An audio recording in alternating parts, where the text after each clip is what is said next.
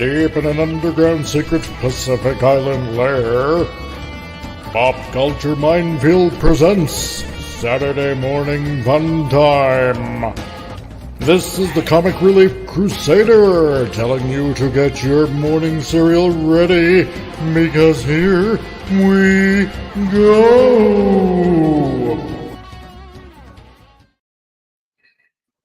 It's Saturday, yeah.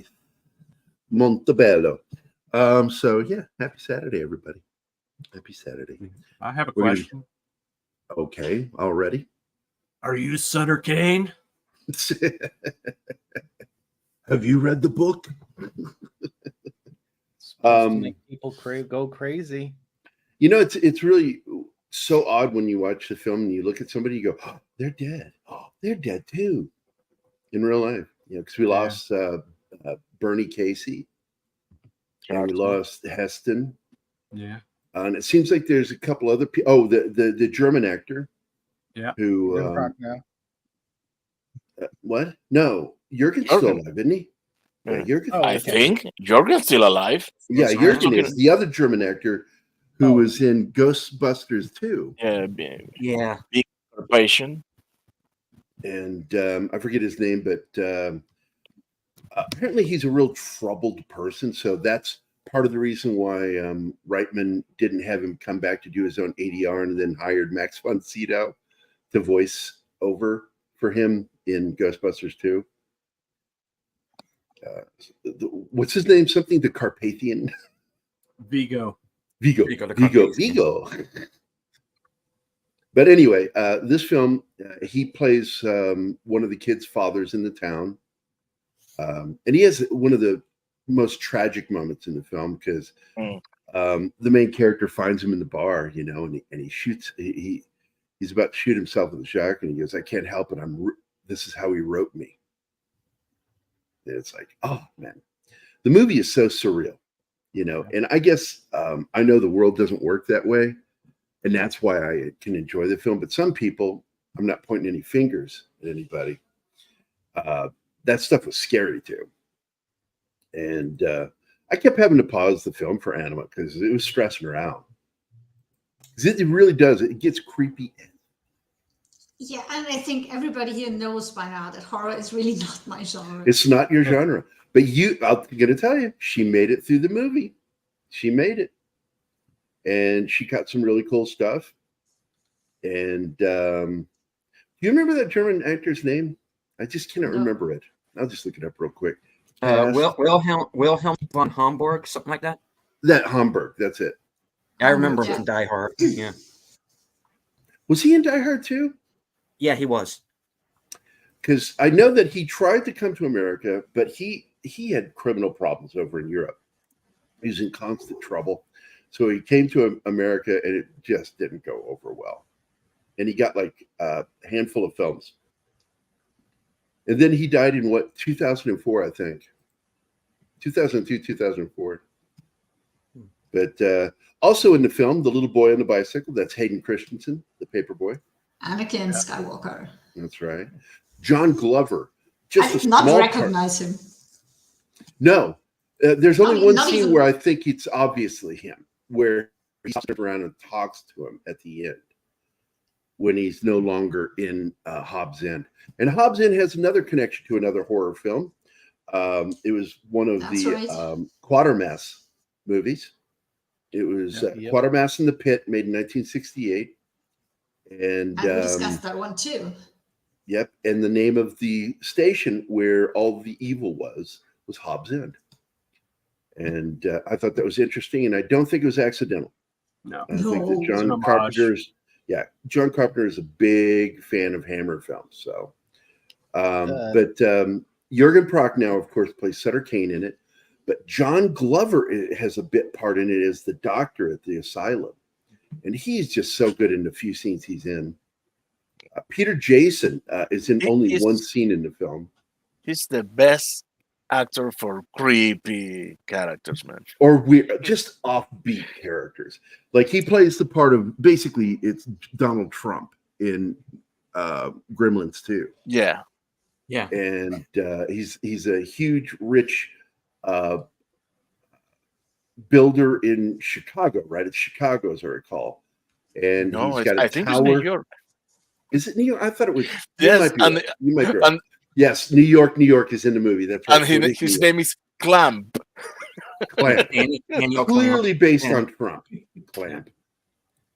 But he was great in that movie. He's so funny.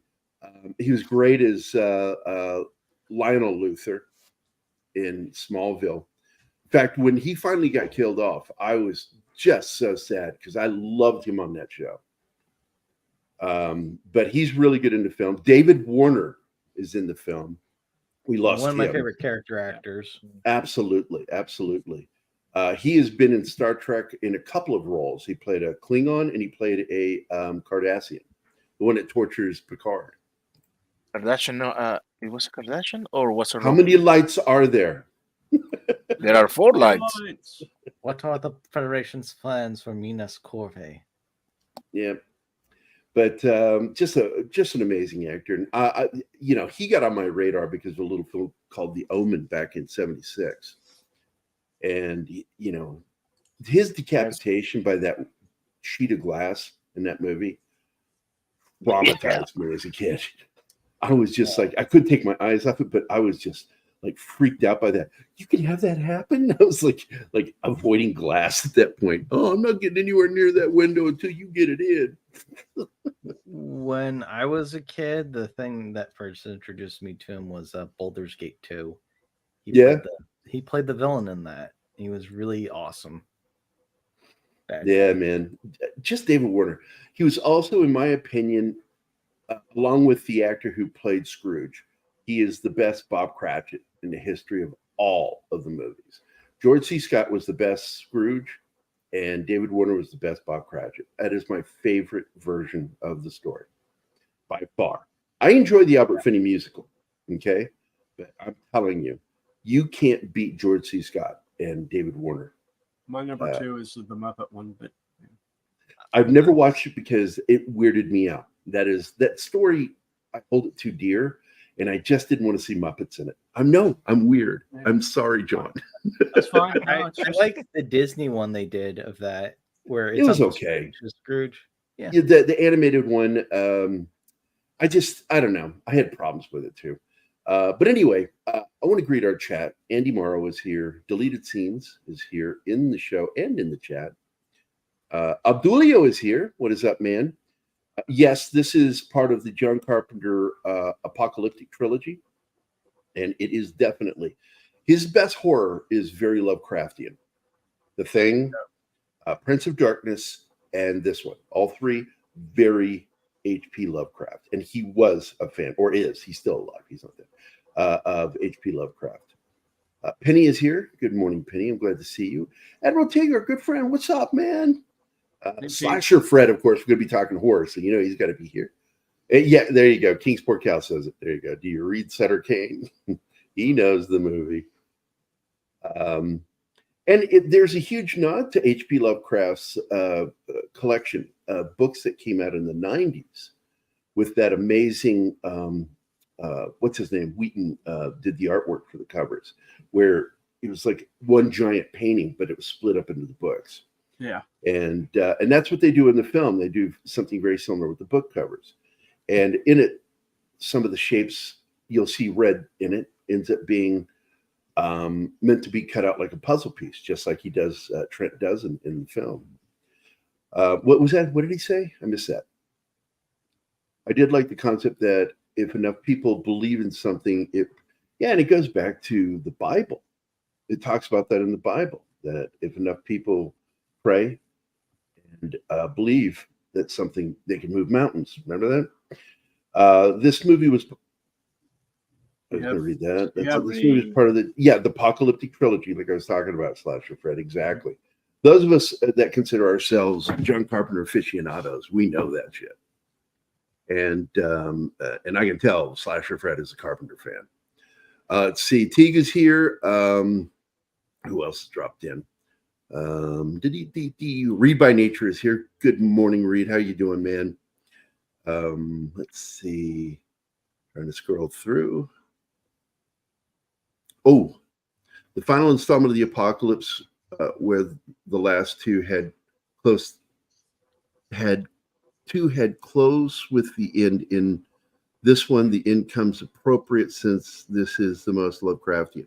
Yeah, it's you're left with the question: was Trent ever real, or was he a creation of Sutter Kane from the very beginning?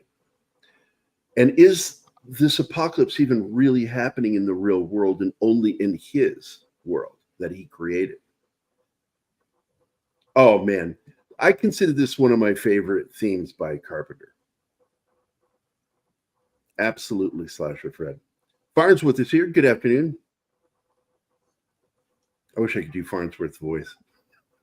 Oh, Farnsworth is having a podcast day every Saturday. First he's in the Salty Nuts chat, and then he comes to ours. I love Then it. he comes to our show. That's great. Oh, emotionally Hey, stable Emotionally amphibian. Stable Amphibian is here. What is I up, love man? that name. Yeah. Everybody does. How do you come So up with I something can't like have that? him as my what do they call that when you have an animal that helps you feel better emotionally? Emotional support Emotional animal. support. Or pet. Yeah, he won't. He's not going to be my support animal.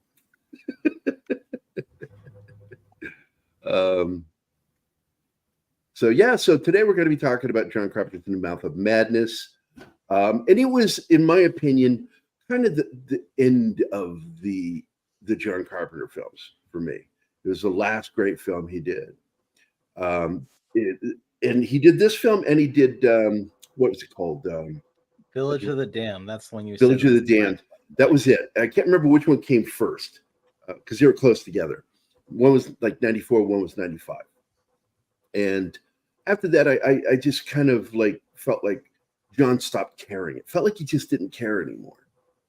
And he did Ghosts of Mars, and I hated that movie. And Vampires, and I don't hate that film. I just have a lot of problems with it.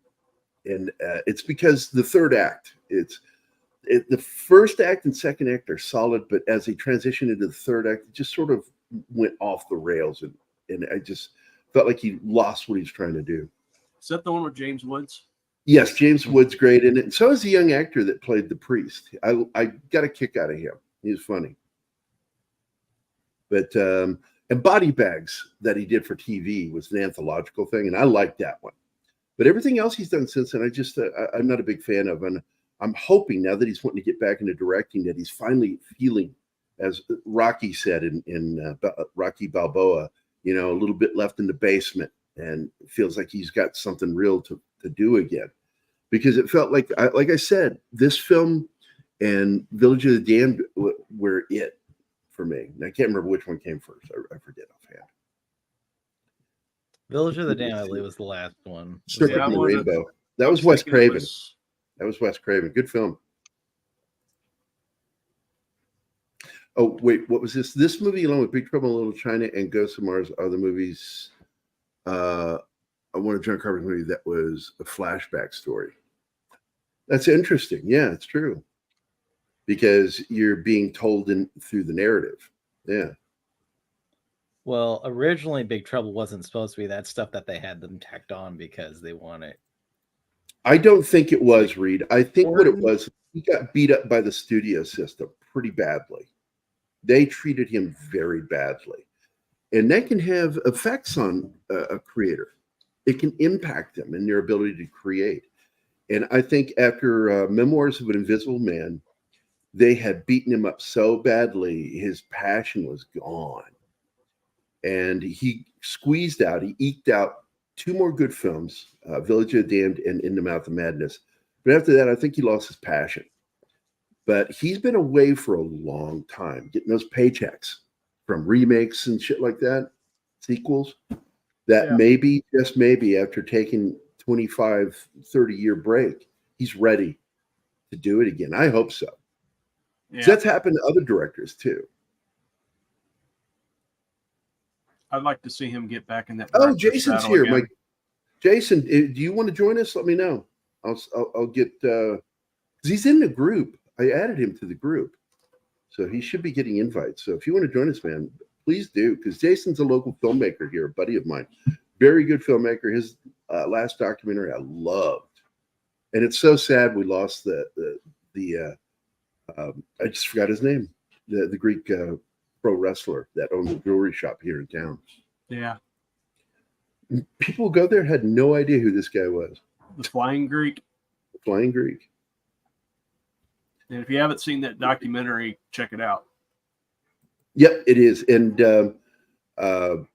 definitely, can somebody grab the link to that? John, do you know where to get it? Yeah. But I'll have to look it up. But it'll be under Jason's Facebook page. He'll have a link there. I like to see Carpenter get back to horror. Absolutely. I'd like to see Carpenter just come back. His treatment, and I saw, who was it said it up here? It said something about how he got beat up. Someone else said it. Me, I just want, if Wishes for Ponies kinds of deal and comes back, I just want him and Kurt one more time. Yeah, I do not like Escape from LA. And I will, I got into an argument with Razor Fist, and I did not lose that argument. I said, it's nothing more than a beat for beat remake. And he says, then he tried to turn it into a shot for shot comment. I said, I didn't say shot for shot. I said, it's important to understand the language I use. I said, beat for beat does not denote shot for shot, clearly. So it shut him down. He didn't say anything else to me. He didn't know how to respond to that because it's true. Escape from LA was a beat for beat remake of Escape from New York. And I don't know why he did that. I understood that he wanted to introduce this character to a wider audience, but I think he did a shitty job doing it. The animation was terrible in that film. CG? That sounds to me like he needed money and he didn't have much time. So he just threw something together. There is one positive I'll say about LA. Because of it, because I was like a teenager around that time, I ended up finding about Escape from New York. So well, there's plenty of positives to say about it. It's not like I'm saying that everything in it was horrible. I hated the surfing scene. I thought it looked stupid. The Peter Fonda character was dumb. One of the best moments in the film is the Surgeon General of Beverly Hills with Bruce Campbell. That scene just, oh my God, that is the movie for me. I do like, instead of the wrestling match, they have a basketball game. And he's got to make so many shots in so many seconds. He's on a timer, the shot timer. And he made every shot. He did it. Well, New York is a serious film. LA is a comedy. It doesn't take itself seriously. And it's the glider scene at the end looks so phony. I was so annoyed with that movie. I hate to quote Peter Griffin, but it insists upon itself. I just didn't like that. Hey, Zach is here, man. Yeah, you know what that means. Hey, yeah, you. But Gremlins 2, that was another problem. Even though I enjoyed that film, and it was fun, it was a fun film. It absolutely did not take itself seriously, and it made fun of the first movie. Like when she starts talking about, was it President's Day? I think it was Lincoln's birthday or something like that, and starts going into a dark story. And he goes, "We really don't have time for this right now." Gilligan interrupts her. Like, oh my God! It has the same guy as the doctor in the mental asylum in Gremlins 2. Also, yeah, Glover. He played Clamp, the guy that owned the building and the network, and he was basically Trump. Yeah, I think. No, you were here. You didn't hear me talk about that. Yeah. Well. He sabotaged. I love it when Shinatsky's not engaged with the things I say. That's his revenge. That's his revenge. I ignore you. Like you keep forgetting to bring. You keep going. Like, what was that last one? I keep having to remind you. Village of the Damned. Yeah, look, I don't own a copy of that movie, but I'm going to tell you the single greatest thing that came from Escape from LA. Single greatest thing. Peter Fonda surfing down the LA River. No, I hate that fucking scene. That is so stupid. It looks so crappy. Doesn't look real at all.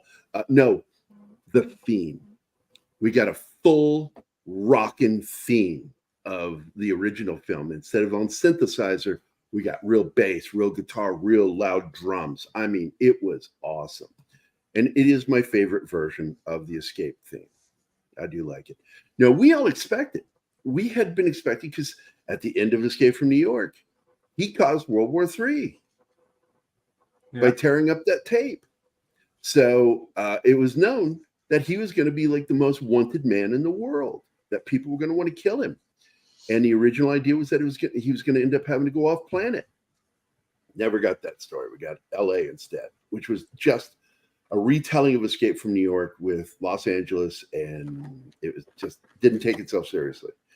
And so a lot of us diehard Escape from New York fans rejected the film. I was one of them. My editor, when I wrote the review for the magazine, he begged me to go rewatch it again. And I said, I'll rewatch it again, but it's not going to change my opinion. And it didn't. In fact, I found more things to bitch about when I watched it the second time, and I added it to my review. And it broke his heart because he loved the movie. My editor did. He loved it. That was back when I worked for the Octopus magazine, which was Illinois' preeminent alternative news magazine. And I was the only semi-conservative person there. And it was interesting. Everybody treated me great, though. There was none of that bullshit politics there. They didn't agree with me. We debate, but everybody got along. This is back before people went insane in the 2000s. Yep. With their politics. I have a recent fresh theory. Could it be that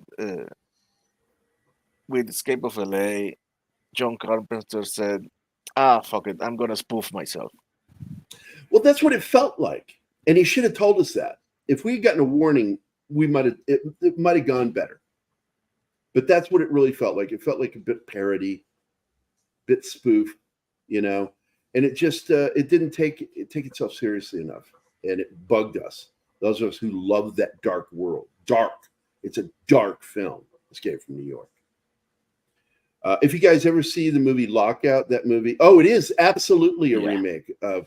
And wasn't there a lawsuit with that movie? They got sued and they lost. They lost. They had to give a percentage because absolutely, he's Snake Plissken.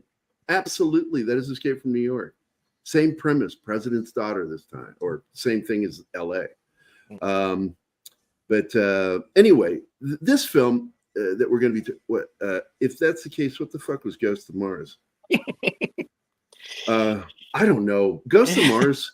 I went in. Oh, and God, I actually ended a friendship with somebody on Facebook.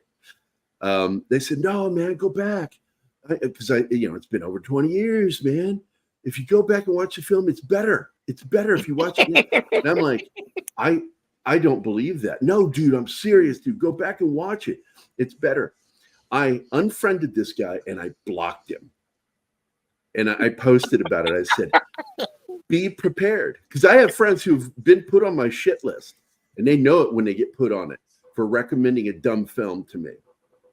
And oh my God, it was so funny. I'm like, I will not be friends with someone that stupid. I refuse to be friends. You can like those things. Don't you fucking recommend them to me and tell me it's great. Because then if I go see it, I'm going to be mad at you for wasting my time. What was that? Carpenter almost sued Kojima over Solid. Yeah, there was, because clearly, I mean, his name, everything in there. No. The patch. No. Carpenter kept Kojima from getting sued. The people that actually own. Oh, I thought it was Carpenter. Right. So it was the studio that was going to sue him. I read an interview where he was talking about, because he was talking. Okay, so what happened? And then he mentioned they was like, we want to. It was like, no, I like Kojima. Leave him alone. That's literally what he told me. Okay, because he's a fan of video game. He's a gamer. John Carpenter is a gamer. Yeah, absolutely. Escape from LA technically is now a documentary of current LA. I had an epiphany. The Large Hadron Collider was turned on in 2008. Yeah, 2008 when all the Wake stuff started. The Large Hadron Collider ruined the world. It's a good theory. Hideo Kojima is a hack. He just steals ideas from other media and stuff. I'm not going to defend him. I'm not. I'm really not a fan. But I will say that there's nothing original out there. It's all stealing ideas. What I dislike is when somebody steals something directly and then tries to refer to it as homage. I'm not saying any names, but Quentin Tarantino. That's his initials, Quentin Tarantino. To steal from one is plagiarism. To steal from many is creativity. Yeah, Quentin has. Jason, I And don't what's see really here. funny is I don't see you here. it ended up his remake. He's not here. Did No. you send him the link to the wrong studio? Probably. Because But I am I not didn't. seeing him. He is not That here. would be a first. That has never happened. Yeah, before. that's never happened with Martin ever. I No. didn't send the link, He clicked and it wrong. only has happened 2 times. And I love it when Martin realized it. Oh shit! I sent the wrong Yeah. link. It's really This is the funny. He wrong posts the studio. links in all the chats and then follows the next link with his message. Ignore the first one. That was the wrong one. Let me get Jason Brazier. I'm gonna send you it on Facebook, Jason. I'm gonna bring the slideshow. Yeah, bring it on up. Bring it on up. Wait. There you go, buddy. The top. I sent it to you on Facebook. I still think the Metal Gear Solid series is one of the best video game I've never played it. I've never played it. I have no opinion on it at all. They just released the Master Collection for Metal Gear, so you could play them. I mean, they're basically like every 80s and 90s movie mashed together. So it does go off the rails around the second Metal Gear Solid game. Because it becomes from a James Bond knockoff, basically, to like a conspiracy thriller, but like a really badly realized one. I played the original Metal Gear.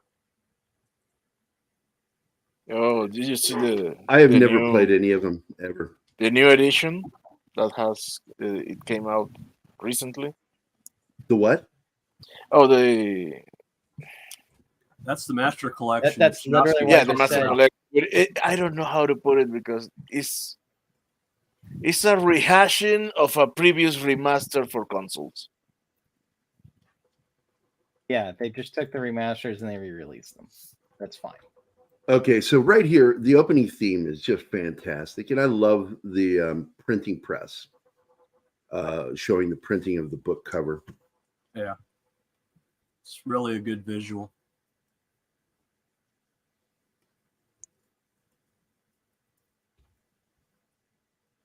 Yeah, I tried playing that Death Stranding. I just couldn't get into it. It was just, Boring. yeah. Oh, shots fires! My money's on Kingsport. I love you, Shinatsky, but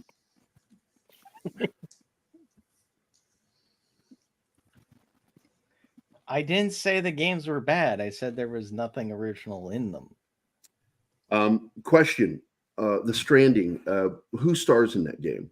That's Norman Reedus. Norman Reedus from. Yes, I Um, tried playing it, and I was so bored. I'm like, this is a terrible game. I Basically a gifted you UPS that game. You're a Yes. post-apocalyptic UPS delivery couldn't- driver walker. I just got so bored playing that. I'm like, oh my god. Is Well, anything at least gonna happen?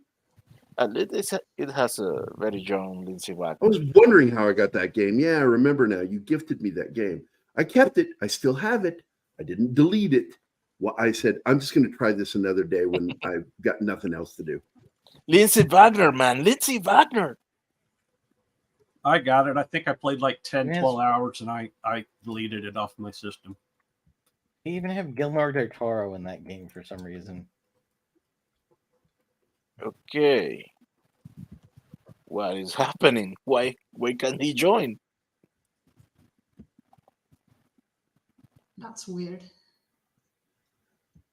Yeah, that is weird. The opening scene at the mental hospital reminds me of the opening scene from the original Invasion of the Body Snatchers.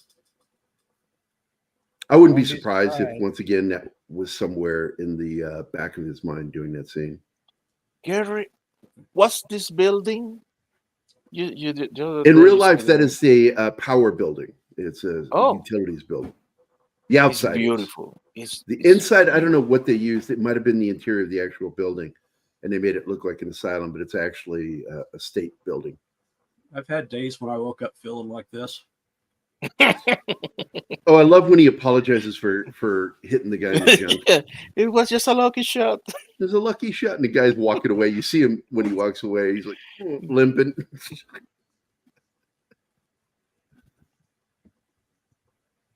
Oh man, this is so creepy. Hand knock on his window. I love when he complains that no, not the carpenters too.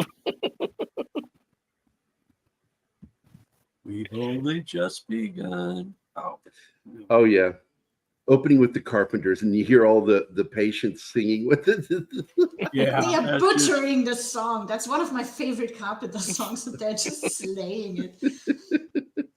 That hurt. Those are two words I never used together: favorite and carpenters. Look, Oh, man, fuck you, she John. was a gifted drummer, man. She She was had a a unique very voice. good jazz drummer. She did some great drum solos.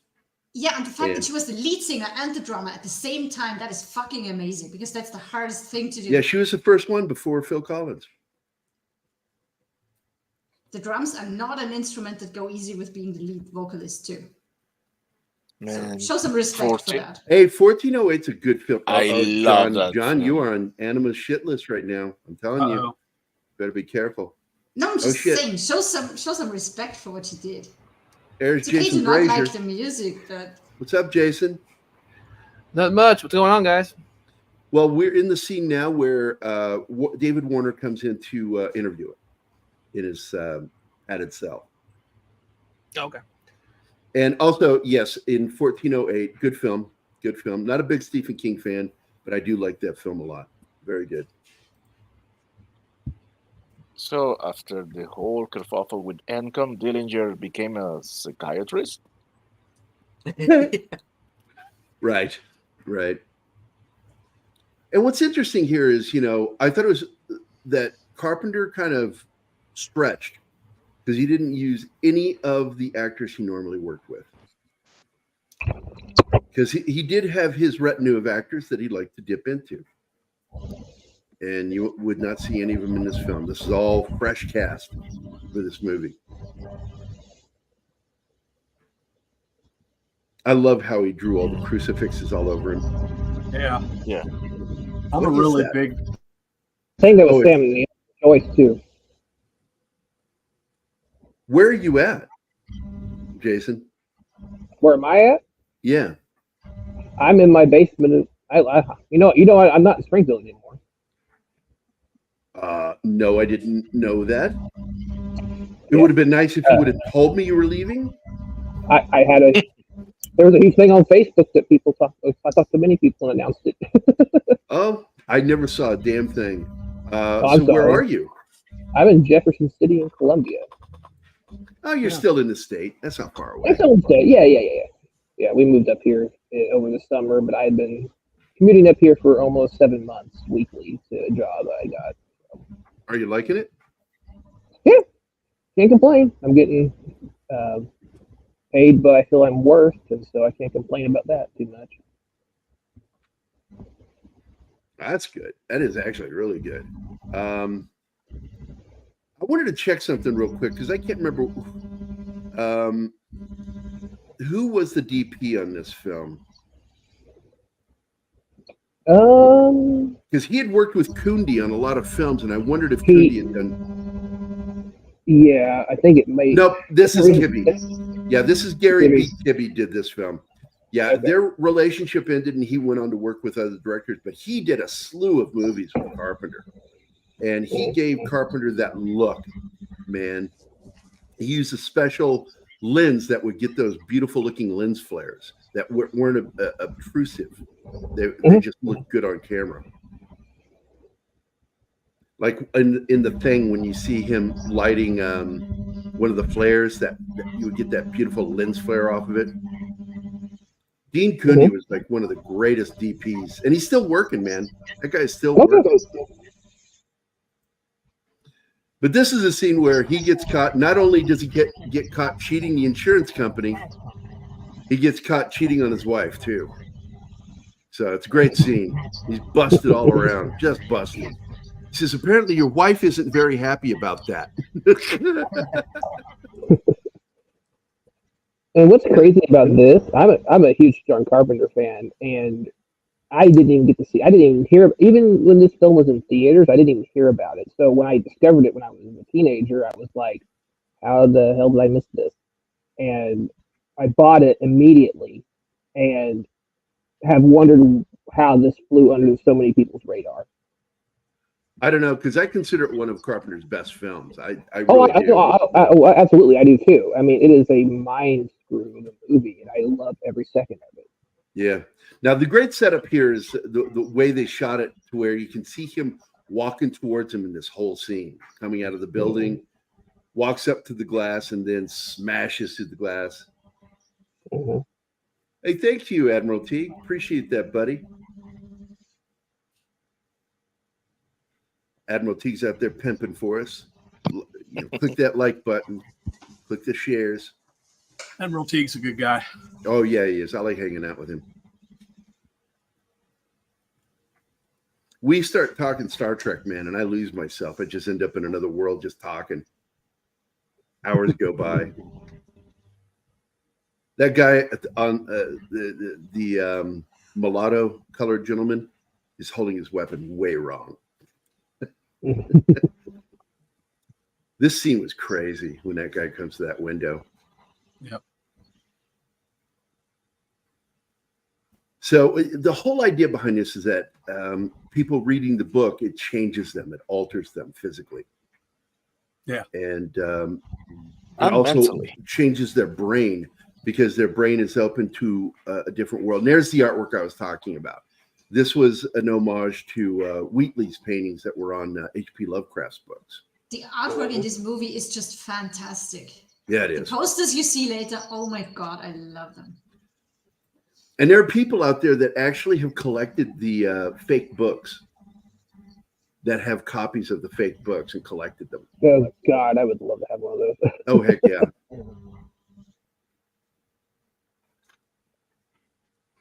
I got to tell you, I love the fact that Sam Neill didn't mask his Australian accent in this film.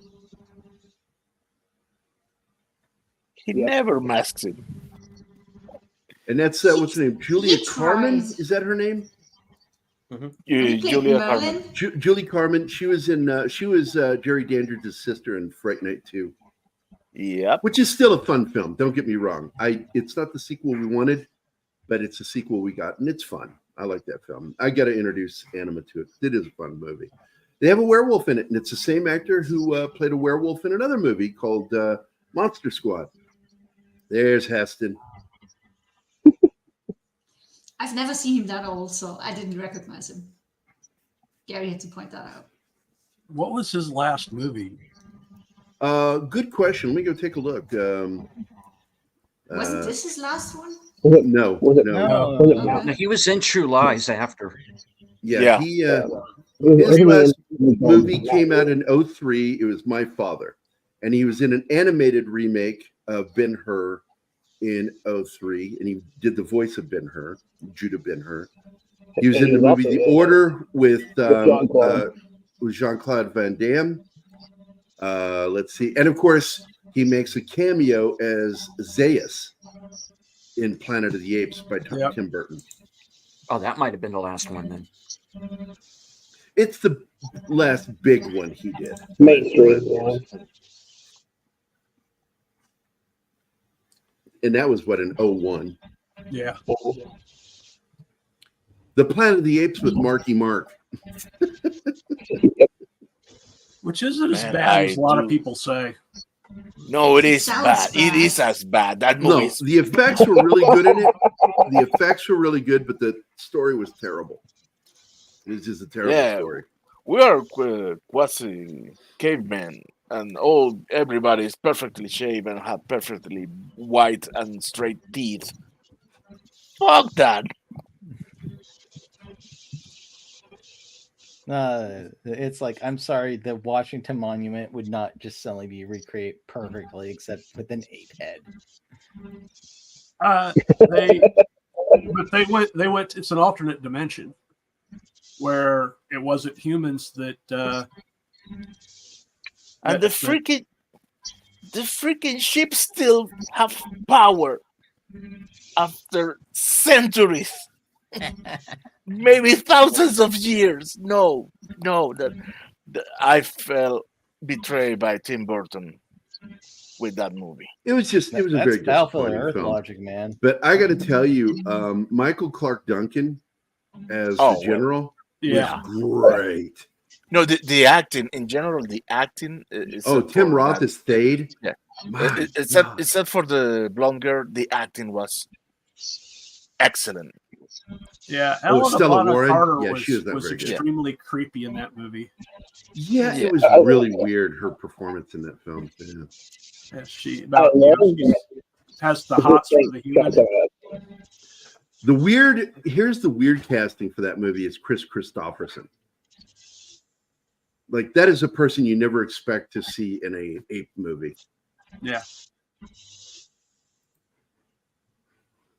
And I'm trying to think. That was one of the last films for Glenn Shaddix that played Otho in Beetlejuice.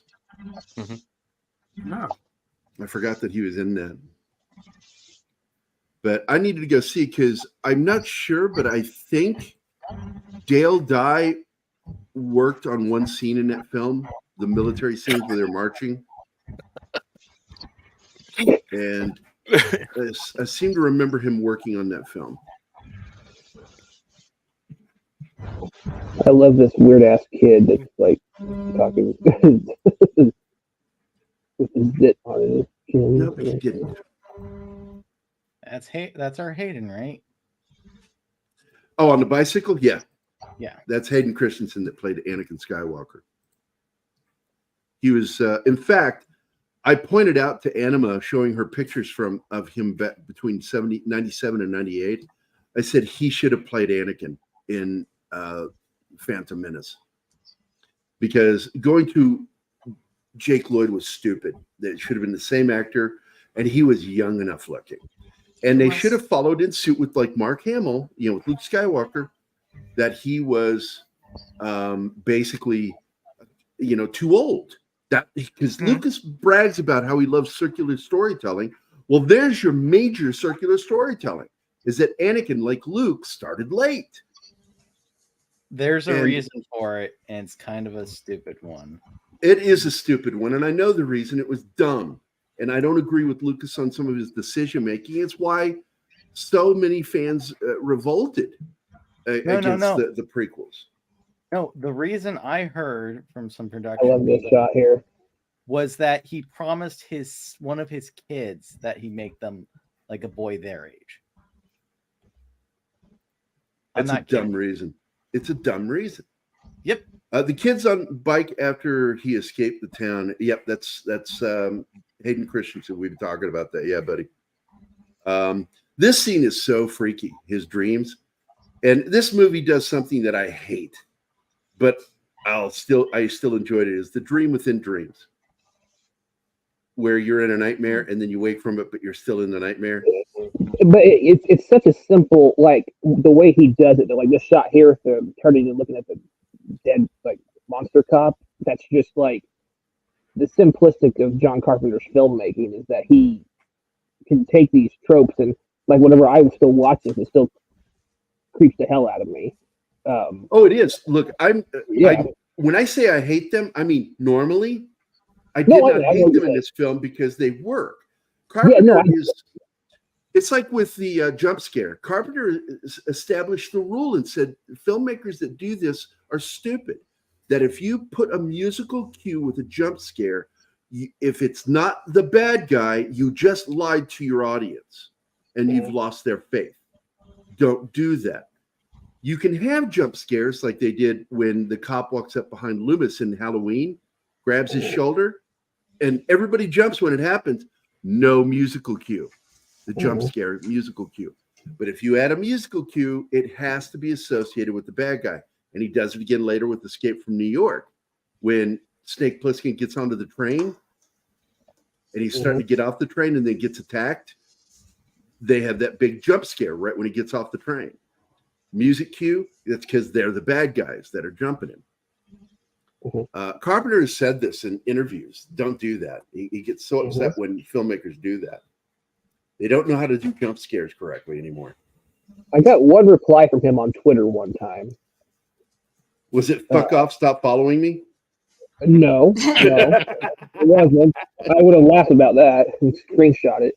I was asking him. It was so long ago, but I remember his response that he was one of the ones that inspired me to be behind the camera. And I said, what is something that you do before filming? Like, what is one of your traditions that you do to prepare? Like, what is it that John Carpenter does?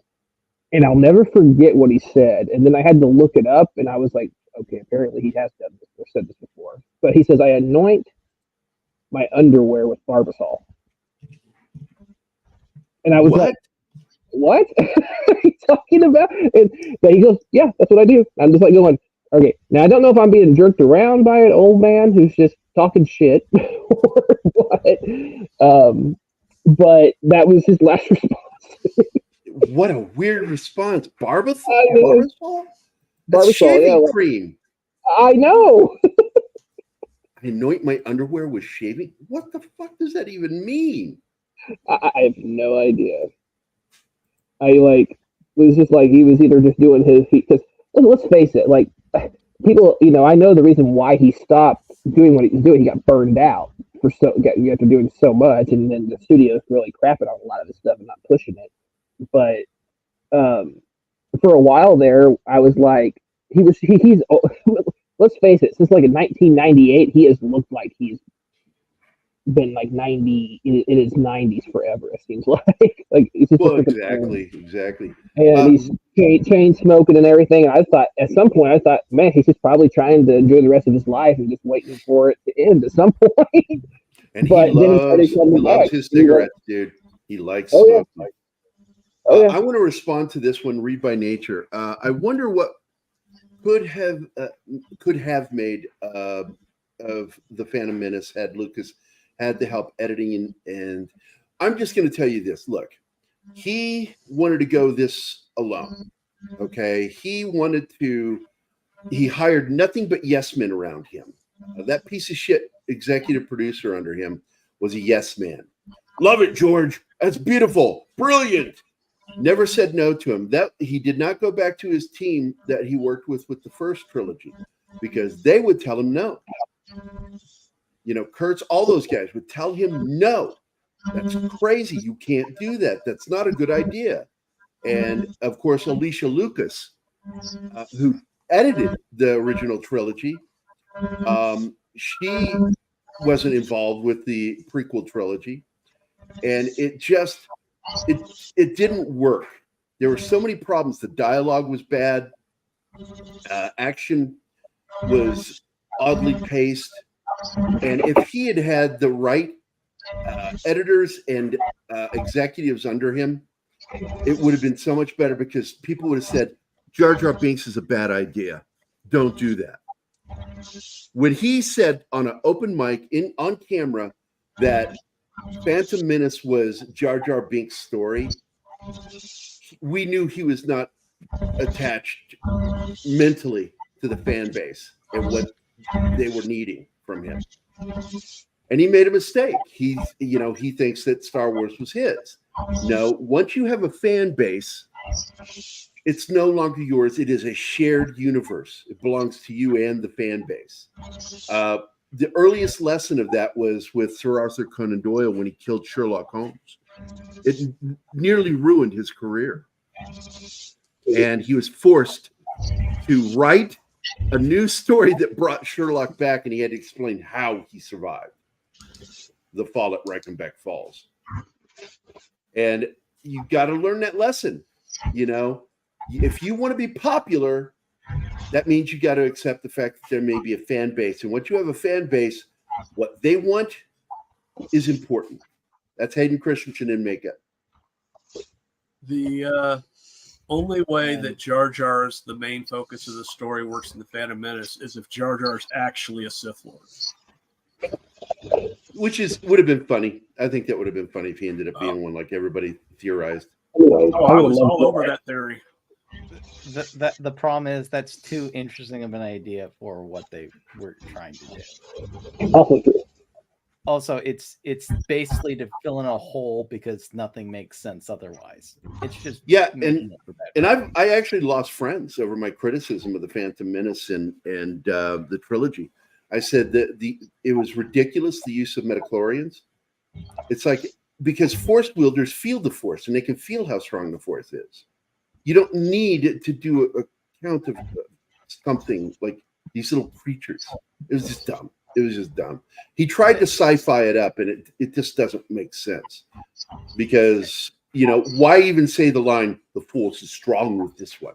How the fuck do you know without a midichlorian counter, dipshit? George Lucas ruined that for you, Darth Vader.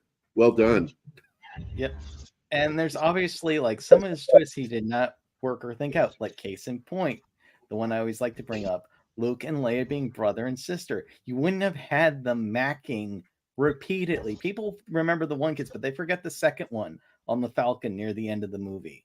Yeah, it's not good.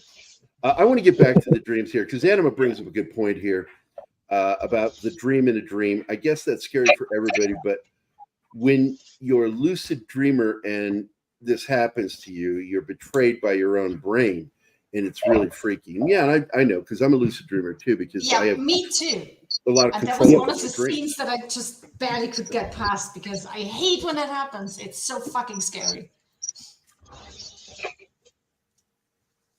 I don't have lucid dreaming, but one thing that has happened is I've been driving for a long time and just have this point where you black out and you don't remember how you got where you were. That's freaky as all shit. Well, if you stop drinking so much, that wouldn't happen.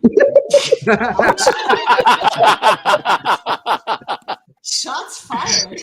Yeah. By the way, an interesting bit of trivia on this film is all the little quotes that you hear from the book, supposedly written by Sutter Kane, are actually quotes by H.P. Lovecraft. When you hear somebody quote the book, they're actually quoting H.P. Lovecraft. Yeah, it is a love letter to him, the whole movie.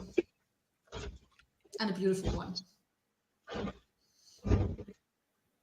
It also, yes, I know the one you're talking about, but it also kind of reminds me of the makeup that Christopher Lambert had in Highlander 2. Yeah. Supposedly that film doesn't exist, so I should be careful. I don't want to tread on dangerous grounds. I thought there was only one Highlander movie. I don't remember. That's what I mean. It makes me wonder a potential clever edit of TPM could have saved it. I don't think so. I think the problem is some of the things that Lucas absolutely wanted to have in there filtered too much into everything. Hey, hello, Lady V. There are fan edits, though, by the way, Reed. If you go and look, there is one guy who took all of the best elements from all three films and turned it into one movie. What? It's a 3-hour film. I think it's 3 hours. Was it? I think it was what? The guy who was Foreman in that 70s show actually edited it. Was that the one who did it? I think he did. He even had a film premiere. Like he edited all three movies together into, I think it was like a 2.5-hour cut. It was actually supposed to be really good. Well, I don't think it's a reality, Abdulio. I think that none of this is real. This is, and that's the thing that you're getting the idea here is that these are all people in a universe, a pocket universe created by him. I think when I approached the film the first time, I was thinking the same thing. But the more I've watched this film over the years, I began to think none of this is real. Trent isn't even real. He thinks he's real. And that's why at the end, he realizes he's not real. And that's why he's laughing in the movie theater. He's realizing that everything that happened to him is up on the screen. It's a movie within the movie. Yeah, I was about to say the thing that did it for me was that the Hobbit, like we are watching the book In the Mouth of Madness being written, and we are seeing it play out the way Sutter Kane is having it play out. And then at the end of it, Trenton realizes that he's not in control, and that he just loses his mind. And that's the thing. Yeah. Read by nature, I would not listen to an audiobook of the Necronomicon. Did you say the words? There's not enough money in the world to make me want to listen to that. Did you say the words first? Yes. Who know many portals were open with Nikto, in your house? There, I said the words. I may not have said each and every syllable, but I said the words. I would love to see Ash Williams like Amazon review of the Necronomicon on tape. It's like worst purchase of my fucking life. I've got to show that, and I prefer the original theatrical cut over the director's cut of Army of Darkness. And but I got to show Anima that one because it's so fucking funny. The comedy in that is great. Hey, did best you see blood splatter in the history of film? Did you see the clip that's been going around on Twitter where they meld together the Helm's Deep battle from Lord of the Rings with Army of Darkness? No, I haven't seen No. that. Oh, It's What? fucking perfect. Oh, Yeah. you got to share that with me, dude. Oh, I always compare Jason those lost two connection. scenes. He just messaged me. He lost connection.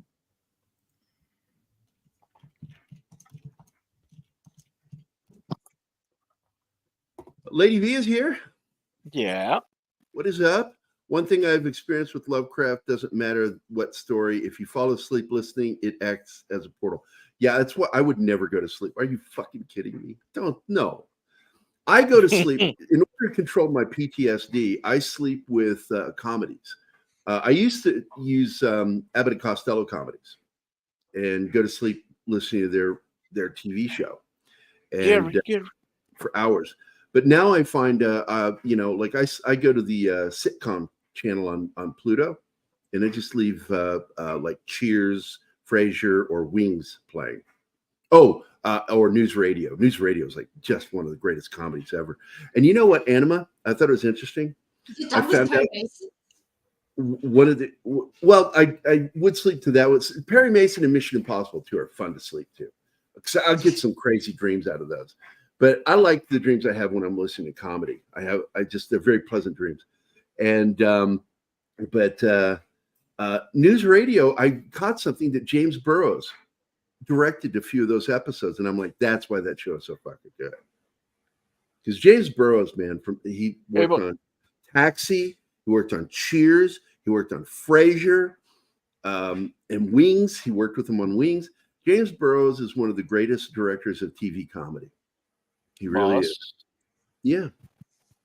Please, can you give us the history about the shot of this beautiful church? Okay, so this church really does exist. It's up near Toronto. It is in the middle of a subdivision, and it's really weird. I showed it to Anima. It's kind of cut off. There's no easy access to this place. And I don't even think it's a functioning church anymore. The subdivisions are still populated, but this church just sort of sits on a hill between the subdivisions. And it's a beautiful church. It's the classic Byzantine Greek Orthodox Church, Catholic. And it's just a gorgeous church. Well, it really you said is. it was Ontario, right? Yeah. Is it Ontario or Toronto that I said? Hold on. Let me find it real quick. Church from In the Mouth of Madness. And people make pilgrimages there. It's called the Cathedral of Transfiguration. And it's in Markham, outside Ontario. That's what it is, outside Ontario. And you can actually go there. And Hobbs, this is another thing I meant to mention. The word Hob is actually a name. It's another name for the devil. Yeah. And it was used first in 10 Million Years to Earth, aka the Quatermass in the Pit. Yeah. The 1968 Hammer film. And it's a great film. I love that movie.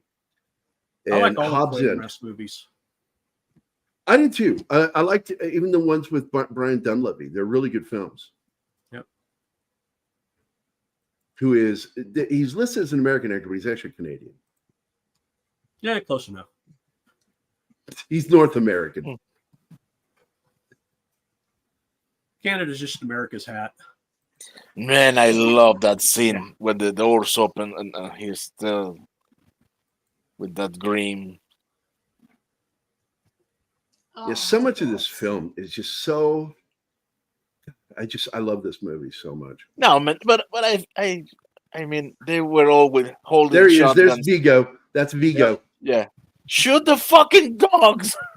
No, don't shoot the dogs. The kids take the leg from one of the dogs.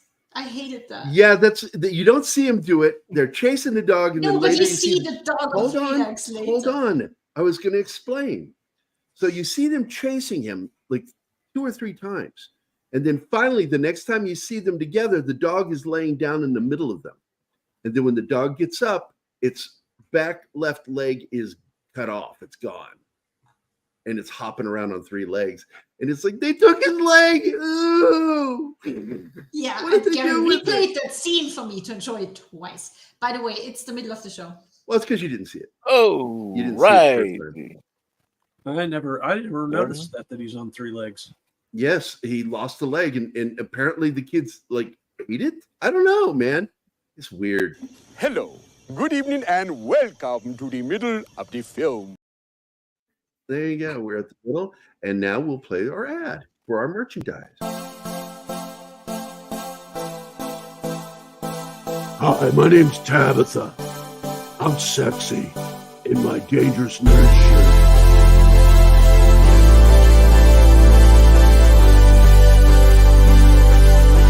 Hi, my name is Vincent, and I bought my shirt.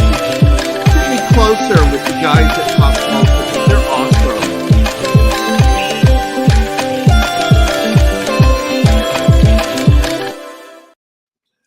Yeah, I love those voices in the commercial. Yeah. Well, before we continue, I would like to plug. Oh my God! Don't plug anything. No. Yes, I'm gonna plug it. Our good friend Paulie, Latinos Land. He's Share got that. an Indiegogo campaign for a novel, a sci-fi novel. Novella, great. I thought. Wasn't it a novella? Yeah. Well, I mean, it's under 200 pages. Well, I think it's the first one in a series that he has planned. Otherwise known as a evening's read for me. Yeah. Oh, please.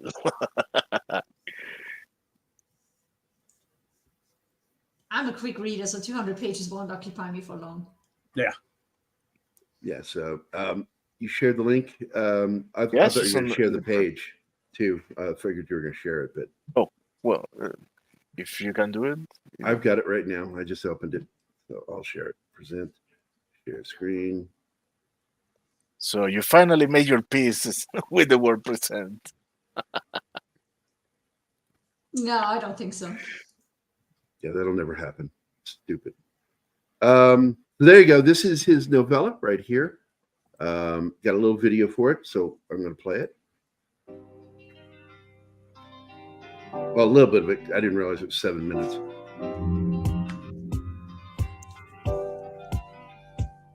In the distant future, the fate of our world will be decided by the actions of one family. Hey, it's Polly and the Latino Slant, and this is our Indiegogo campaign for our novella called They Call Me Charleston. Oh my, I'm so excited, and finally we're going to launch this baby to get it funded and get the book out to as many people as possible. So I have to admit, I'm a little nervous, a little excited, but I got to get this information out to you. So wherever you're watching this video, here's what we're going to do. I'm going to cover what the campaign is, what the tiers are, and finally a little bit about the story of They Call Me Charleston. Okay, what is this campaign? Well, we want to raise $35 to get this novella fully funded. Now, what does that mean? We have action items, line items in the description down below, but I can tell you it covers everything from the artist costs to the book binding, to the soft cover, to the glossy soft cover, to the codes, to all the shipping and everything that needs to be set up for the online book publishing and to get it out on ebooks as well. So it's a lot. So that's really the campaign, from your online distribution to our shipping to our artists. We're going to cover it all. It's going to be very cool, dude. It's going to be very, very cool. Yeah, it looks like the books are coming out in 60. Looks like the books are coming out in 60 pound, which is a nice reading weight for the pages. Yeah. I wanted to work with him on some of this, but my schedule just went nuts when I had to move, and I didn't get a chance to work with him on it. And it broke my heart because, I love working with him on stuff. But yeah, let's get back to it. There you go, buddy. Yeah, you can tell what time of year it is by Polly's mustache. It falls out in autumn. Just like a deer's antlers. Oh my. This whole thing, because he's trying to tell her this is not reality. No, that time has passed. She's freaked out by the thing. Yeah, she's freaking out, but he's still trying to convince her, No, I'm not the falling thing for is, any of this shit. when she's driving the car and she sees that she's over the clouds, that doesn't freak her out, but this does. I love the scene where she gets out of the car and says, "Yeah, you drive. I'm not doing this anymore." No, but, yeah, because he thought he slept all night, and it's only been minutes. Yeah. And she's like, "Okay, I'm done. You take over." I like the little bit with the painting when she's like, "Dude, fucking look at the painting." Oh yeah. Now she tries Takes him a while make to out with him. realize that. Sutter Kane is telling me to love you. Anyway, I love the scene where he goes and he sees the old lady at the counter, and oh, it's just so fucking freaky. This whole movie. She gives you all the freaky vibes, and when you see later that her husband is on the floor tied to her ankle, it's just like, what the fuck? And then later she's got a snake-like body with tentacles and just ew. Yeah. This movie is just full of nightmare images. Yeah. And Samuel did two great. Show, guys. Samuel technically he did 3 great horror films, but I don't really consider the first one great, which was The Omen 3. He was Damien. Yeah. I think the book was better than the film on that one. But he did the outer space one, Event Horizon. Event Horizon, which was I love it. Really creepy as hell. It's Lovecraftian. And then he did this one. And for those of you who aren't aware, he does have a form of leukemia, and it's in remission right now. He's been fighting it. But he's at peace with it because, he's like, I've lived a wonderful life, and I'm okay. When I have to go, I'll go. I've had a great life. He's got a very positive attitude about everything. I like that. Even though it wasn't very good, I'm glad he got to reprise his role from Jurassic Park. Yeah, they finally did that because I liked him in the third Jurassic Park. I actually enjoyed that film. That's the one where he's on the plane and the raptor turns to him and goes, "Alan." What? Yeah. Oh, he has a dream. Yeah. Yeah. Thanks for throwing the word dream in there. I did. What the fuck are you talking about? I did not hear the word dream. You said he was on. I heard you say he was on a plane, and I said he had the dream he was on the plane. Oh, where he dreams he's on the plane, and the raptor says, "Yeah." I don't remember the scene, but that's funny. It does make you want to see more of these creatures and their stories. This is a good scene. And this was his attempt to try to break into Hollywood because he had done really well in Germany for years. Huge star. But he destroyed his career by basically became like a drug selling pimp. His boxing. Here's the scene. Here's the scene with the dog. And it's that tends to destroy careers. Yep. He got arrested, spent some time in prison, then came to America thinking he'd get a shot at it, but he brought all his problems with him. And Hollywood didn't want anything to do with it. And like I said, Ivan Reitman didn't want to call him back, so he just reached out to Max von Sydow to do the ADR for Vigo, the Carpathian. And what's his name? What is that guy? McNichol that plays the curator. His fucking crazy accent. Peter McNichol. Vigo. The way he would say Vigo. So funny. Peter McNichol made that fucking movie for me. He was the best character in that film. I was pissed that Bill Murray was such a pussy about slime. and because he wouldn't do the scene. That's why he's at dinner with Sigourney Weaver's character. Yep. While they're down in the subway with the slime, because he refused to be slimed again. Yeah, he had a bad experience on the first one when it. It's also why he doesn't have much shit on him at the end of Ghostbusters, because he was pissed about that whole slime scene. That's why. Okay. Yeah, I think we're talking about that, and look who appears. No, because we just watched Is it Ghostbusters. Venkman's girl? Yeah, I was wondering why he didn't have much. Now stuff on him, but Venkman's you didn't girl tell me. knows I am a big fan of Bill Murray. I love Bill Murray, but that always pissed me off. That he Didn't did the that. slime go up his nose, and that's why he? I don't know what it was. All I know is he didn't like it when he had to lay there with all that slime on him. And in fact, he improvised that line, "I feel so funky," which is a great fucking line. But he hated it. He hated having that shit all over him. Bill Murray's a case of talent, but he's kind of a dick. I mean, it's okay to hate shit like Bill that, Murray. but you get paid a lot of money. He is a dick, but he's enjoyable. You know, there's something, you know, he's a curmudgeon.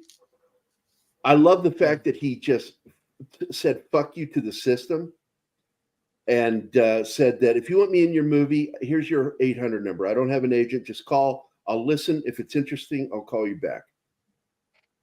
And he still does that to this day. He's got an 800 number you can call.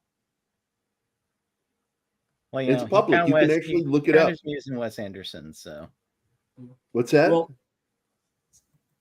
Wes Anderson. Like, he's in pretty much almost every Wes Anderson movie, but like Bottle Rocket. Bottle Rocket, and then this latest film, because he hired someone else to play him. The one that he did, it's supposed to be in like Arizona.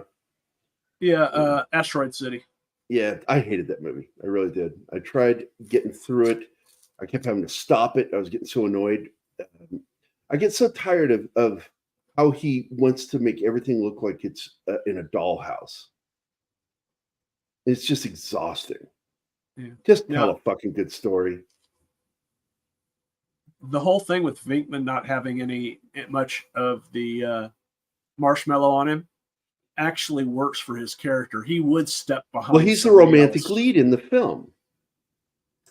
You want to see his face. I agree with you, John. Yeah. Yeah. Bill is chaotic. There's many stories of him being a dick or being weirdly generous. Yeah, it's like, I think that it's just his reaction to you. He's weird. Like, my favorite prank he ever played was on Harry Carey, because he would sometimes go into the box and join Harry Carey on announcing the games. And I think one of my favorite moments, it was true, was that he asked how his father was doing or something, his mother, and like they passed away like years ago. And he just kept messing with Harry Carey during the show. Because he's a big baseball fan. Remember when someone had sent me a MySpace link back in the day to short with Bill and Wu-Tang Clan? What? Wow, MySpace. I haven't heard of that for a while. I've always wanted to have one of those Bill Murray Close Encounters, where he just did it again this week. He just showed up in Virginia and DC area and was like, you know, crashing people's parties and shit. There's this moment where he walked up to a guy, and there's like this whole book out there of Close Encounters with Bill Murray, where a guy is sitting at McDonald's and looks up, and Bill Murray walks over and he grabs some of his fries and ate them. He goes, "No one will ever believe you." And he walked away. I was literally about to tell that story. It's like one of my favorite. No one will ever believe you. And, you know, and the shit between him and Lucy Liu, you know, I think that he's run into people with very soft egos that don't know how to deal with criticism. And I think he was criticizing her, and he was having trouble with her, getting frustrated with her. And so he spoke his mind, and her ego couldn't handle it. She apparently hit him. And I'm like, well, that's the adult thing to do in an argument. Yeah. You know, when you're in a verbal argument, punch somebody. There you go. You know, that's the adult way to handle that. So I've always felt bad for some of his shit, but at the same time, you know, he's old school and he does stuff, and he's one of those people who just, I think he bought into his legend, and it got him into trouble. And I hate that because I love him. He's good on film, but I think he's cantankerous dick. But then again, so am I. His other problem is that he doesn't like that he's a comedic actor. He's always hated that. That's why he agreed to do Ghostbusters, so he could make his movie Razor's Edge. Both through Columbia. The tragic thing is Razor's Edge flopped. He's the comic relief in Ghostbusters. Yeah, and a lot of those lines, a lot of people don't know this, it's a lot of the dialogue was never changed for him. A lot of that was originally written for John Belushi. Eddie Murphy. No, John Belushi. Yeah. John Well, Belushi that too. They gave him a lot of Eddie Murphy's lines when Eddie wasn't doing it. Yeah, later they took lines that were going to be Eddie Murphy's and gave them to him. But some of those lines, like where he like at the beginning where he slaps Stance on the head when he's talking to the pretty girl after doing the fake psychic test. Yeah. I mean, that's still one of the funniest scenes where he shocks that kid and the gum comes out of his mouth. It's pissing me off. That's a great scene. Well, I guess and when he they're jumps gonna up, keep that my was 5 actually bucks. written for John Belushi. Yeah, but And I also wasn't love the anymore. gag that in the film, the Slimer, as he eventually got called, supposedly was supposed to be John Belushi. But the guys that were sculpting it were like, we didn't even try to make it look like Belushi. They told us after we had already finished it to make it look like Belushi. It's already done. So we just told them, oh, there you go. There's Belushi. And they went, oh, I can see it. No, it's not Belushi. Hell deleted scenes. Sorry. Okay.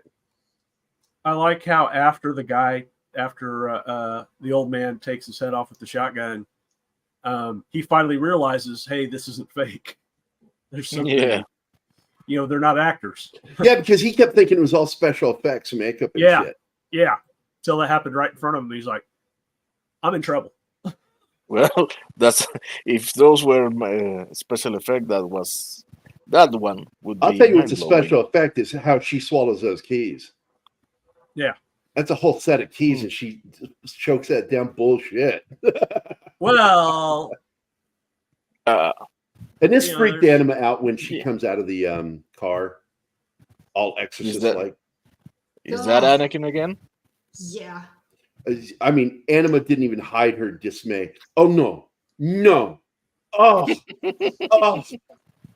oh my God. Actually, he's quoting me wrong because what I said was "fuck no," and then I looked away. Fuck no. I hate shit like that. And all I see is a person that's got a mask on the back of their head. Yeah. It's like it doesn't even look real to me. yeah. So, but I love these scenes. I love everything that's happening here. And it's just like, did you really think that the possessed fucking girl was just going to sit next to you while you get her out of there? And he finally, oh my God, this whole fucking scene is crazy. Right back into town. Wait a second. I was just here.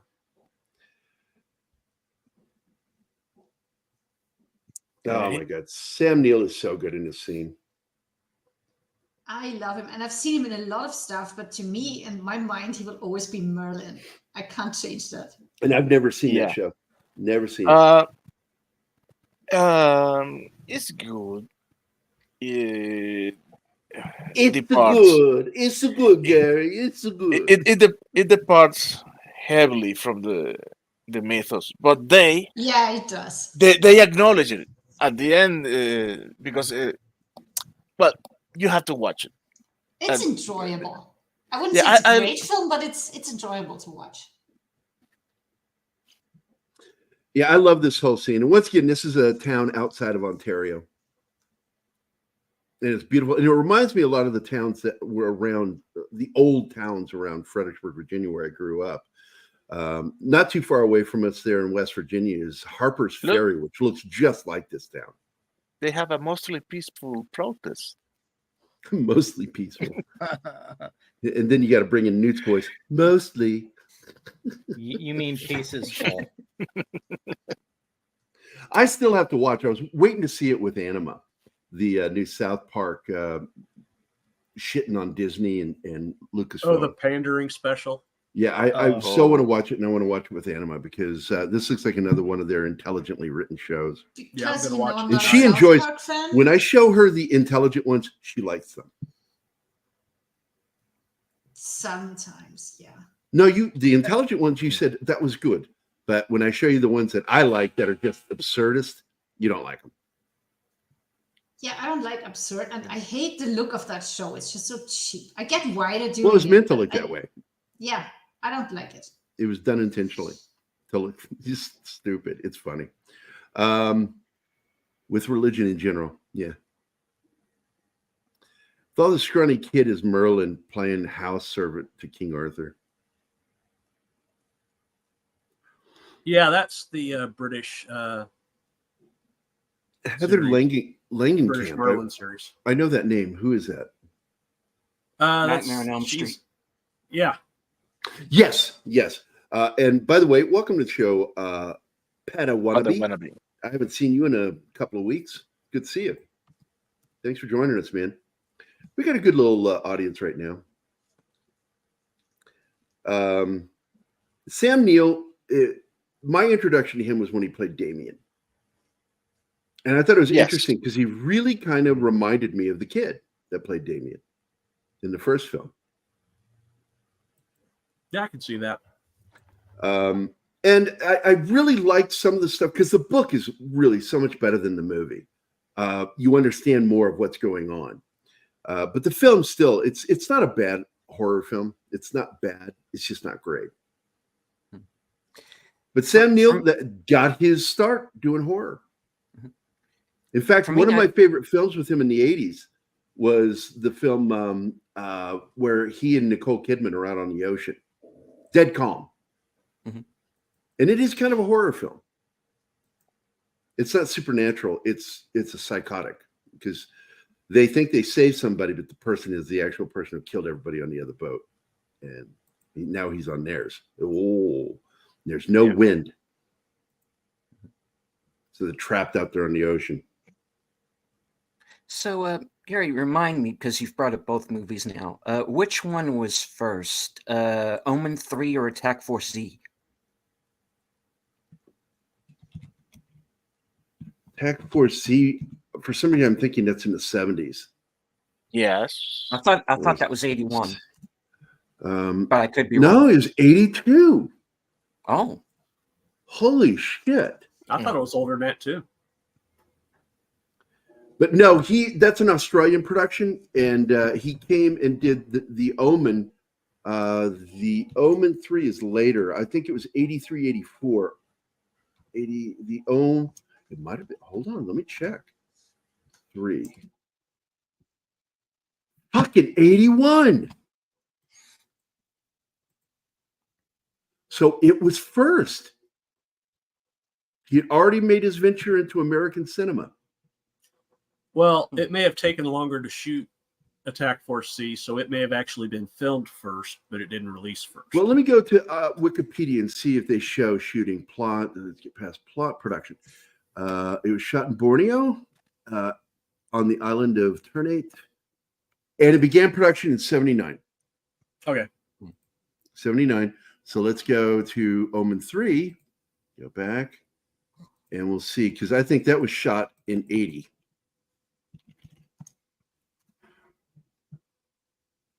Go to production on that one. Let's see. And Sam Neill, let me find that picture of him. Here it is. I found the picture. Save image. But it's JPEG. So often now Google blocks images by giving you the web image thing. Oh. It's so chintzy. Yep. Like we can't work around it. What is, by the way, this image in here? Martin, can I delete that, or is that important? What? There's an image in there. It's not mine. Oh, it's in the overlays. Oh, let me pause and show that because this that once we see this, we can delete it. It's in the credits.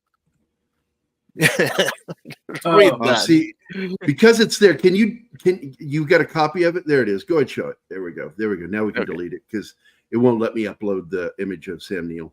I'm wanting to show. Okay, let me delete it, and it's deleted away. All right, thank you, buddy. Interplanetary Psychiatric Association. Yeah. And by The the way, body count if was you guys high. didn't catch it, we had beloved horror host Dick Dizell on yesterday for TGIF. It was a great show. I hope everybody goes back to give that show a watch and a like. And please share it out because, good God, correct. Dick Dizell is just an amazing Spread it this guest. way. He really is. But there he is, 1980, as Damien, the Antichrist. Gets So, elected president. Sam Neill got his, baptism in horror. It sucks that Jason couldn't rejoin us. He couldn't reconnect. That sucks. I love having Jason on. He's a cool dude. We've been friends for a long time. I think we met in 2005. I didn't mean to derail that. I just couldn't remember which movie I saw him in first. It was one or the other. So. No. It's all whichever trivia. one was first. It's all trivia. Now, I love this scene until the monsters. And they all look like plastic costumes to me. Yeah. And I didn't like the CG they did for the tearing of the world ripping open. It just looked chintzy. That was one of the weak points. And then these monsters themselves are just so silly looking to me. I love how the tunnel of the event horizon that connects the bridge right. with the engine looks That's like what this is reminiscent of. Yep.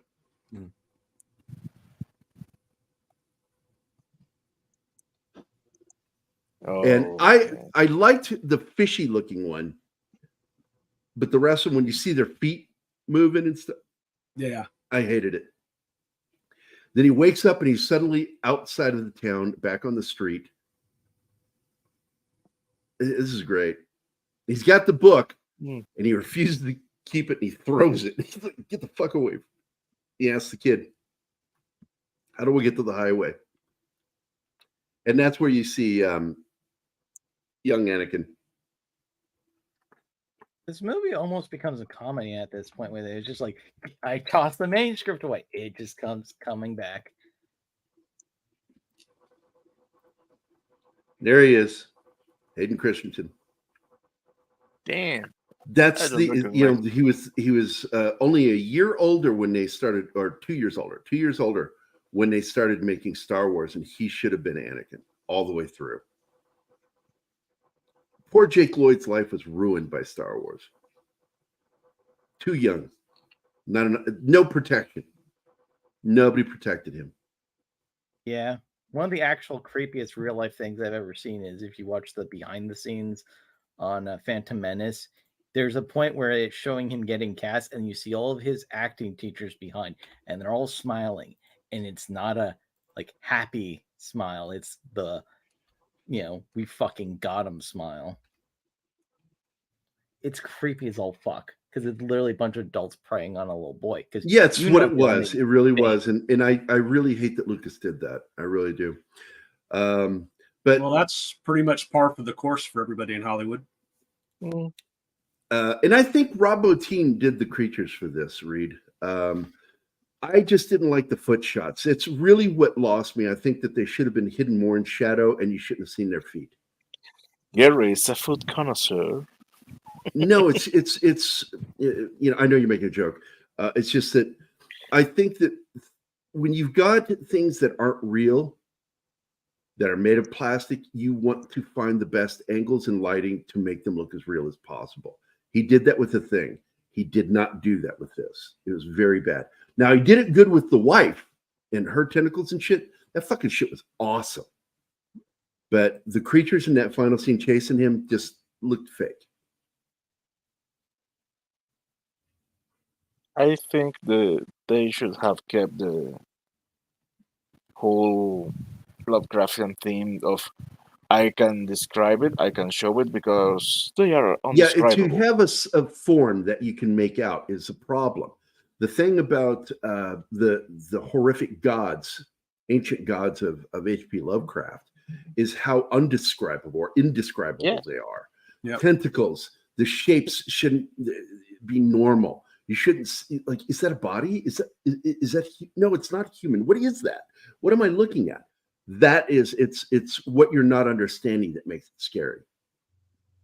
Yeah, that's what I heard. And so often you'll hear stories of other kid actors that say, yeah, it goes on for a few weeks and then they leave you the hell alone. You're just a regular student again. But for Jake Lloyd, it was really rough and it was nonstop. And he ended up becoming a little, what do you call it? Getting in trouble all the time. What do they call that? Young person getting in trouble. Delinquent. Thank you. And blue filter. Oh, the blue scene. Did I ever tell you my favorite color? My favorite color That's is screaming. Did I ever tell you my favorite color is blue? Ah! And that's screaming. That does, yeah. Are you deaf and dumb, sir? If Gary was a public servant. I can see you talking that way to everybody. Look, I'm going to tell you, I'm polite to people when I did service jobs. But there was this one night when I was a night auditor, which meant I was the front desk clerk too during those hours, between 11 o'clock and 7 in the morning, 11 p.m. and 7 a.m. And I had this truck driver drunk, and it pissed me off that he was drunk. And he came in, and we had a window that they weren't allowed to come in the lobby at night because we'd been robbed. I'd had guns put in my face too many times. And so we had a bulletproof window that they were allowed to approach. And he said, hey, man, you got any rooms? And what I was trying to tell him politely was that all the rooms along I-95 are booked tonight. It's a holiday weekend. And I was going to tell him where he needed to go off the beaten track to find some hotels or motels with rooms. But the guy says, you got a trucker rebate, right? I want a trucker discount. You got a trucker discount, right? And he's just like not letting me speak. And finally I said, no, but we've got a moron discount if you think you're qualified. And he punched the bulletproof glass and shattered it. It's not very good bulletproof glass. No, well, it cracked. Yeah. But he hit it pretty hard. I think he broke his hand because it was bloody. And I ended up like calling the sheriff's department to come over and deal with him because I said he's drunk and he's going to go back to his truck over at the truck stop. So they met him over there and they arrested him for DUI. I like this. He comes back and he realizes, and Heston tells him, "Yeah, we published in July." It's like months ago, and he's like, "Wait, what? This all just happened. This all just happened. How could you have just published?" It's crazy. It's not until he's in the movie theater that he finally understands that none of this is real, that he is trapped, and he is a creation of Sutter Kane. You also notice that everything now has a bluish hue to it. And I don't know if they did that in I'm assuming in post-production. Oh, I just thought it was directed by James Cameron after this point. Well, you'll see that used a lot today, and it annoys me when you see it. Like there's this new show called Bodies, sci-fi series. Terrible. Yeah. It's terrible. Oh, God. I think the concept for the show is brilliant based off a graphic novel. I bet you the graphic novel was good. Show, terrible. They're just dumb. And I hated it. Make it past I couldn't get through the first episode. I just, this is getting too stupid. I can't deal with this. He tried again with me, and we stopped like 15 minutes in because it's just so boring. It's just badly done. And they do this whole thing where everything has that aquamarine color to it in London. Yeah. Anything that's blue or green looks aquamarine, and it's weird looking when you do that. There needs to be a fucking reason you do it. And here, I think it's because Sutter Kane is trying to show his influence on the world, and that everything had a bluish hue to it.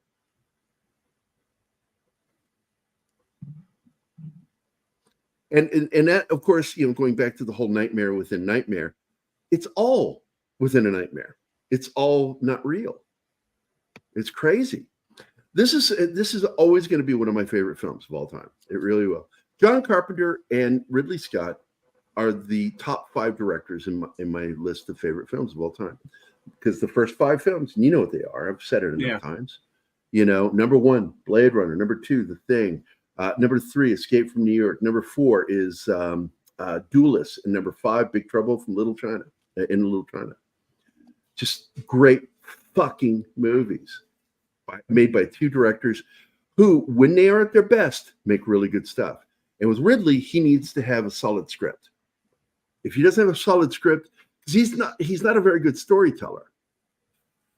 I swear to God, that fucking drive. I apologize, guys. By the way, that is me. The drive. It's fine. It's your weekly Ridley Scott rant. You're allowed. But Ridley, because I love Ridley, but I also hate some of his stuff, which is why when I had my chance to interview him, I just said, nope, not going to do it, because I will say something I'll regret. And I don't ever want to offend him.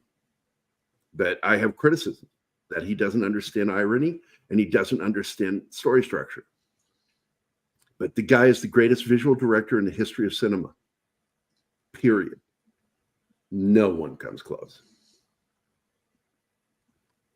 What the fuck did you say, Jace? By the way, hi, Jace. No, there's just a bunch of. They're emojis. Hands. Okay. Yeah. Okay, I can't see that. I see the text. StreamYard doesn't like emojis. Apparently. God, I love this whole scene. Bush! Hey, Bush. Bush How is are here, you, Bush. man? Bush, where have you been? You abandoned us. How can you? How dare I tell you, breaks my heart when my closest friends just abandon me. Monkey Jeebus doesn't come here anymore. And I don't know why. I don't know either. I miss him. And I always miss Bush when he's not around. It makes me happy when I see him in the chat. Me too.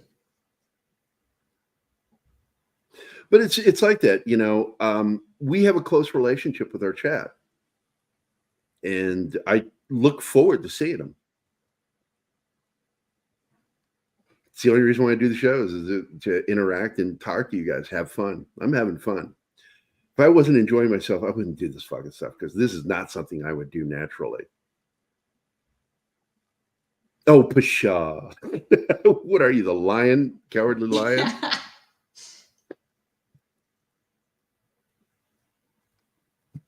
And I do think the interior is the same building, by the way, Shinatsky. I think it's the same building that they shot the interiors in. It's the roof is what it says.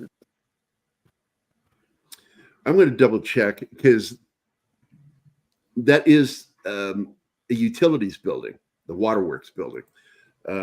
Shooting location, asylum in the mouth of madness. Because I looked this up the other day for Anima. Yeah, it's Markham, Ontario. The rest of the film was shot in location in Toronto, Ontario, due to its unique mix of New York skyscrapers and New England remoteness.